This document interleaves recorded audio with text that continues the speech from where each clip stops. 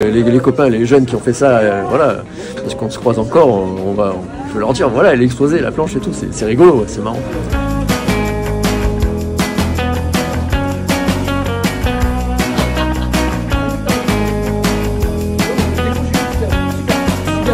Les premières planches comme ça qu'on a faites, c'était dans les années 90 et surtout avec les enfants à l'époque avec qui on surfait. Le matin, quand on partait, il faisait nuit quoi, et on voyait des minots marcher avec leurs planches qui allaient jusqu'à Saint-Cyr. Donc on leur disait, bah, monte dans la voiture, monte dans la voiture. On les amenait surfer, on les ramenait. Et un jour, ils disaient, mais comment c'était les planches avant?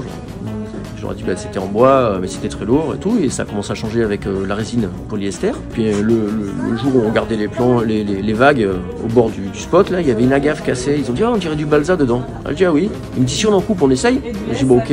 Ils en ont coupé plein et on a fabriqué des planches avec, parce qu'à l'époque, mon décorateur, son frère avait une menuiserie en fait à Allo, donc on a tout débité dans la menuiserie et on a fabriqué des planches en agave, et c'était les premières planches en agave faites au monde. À l'intérieur, c'est que du bois.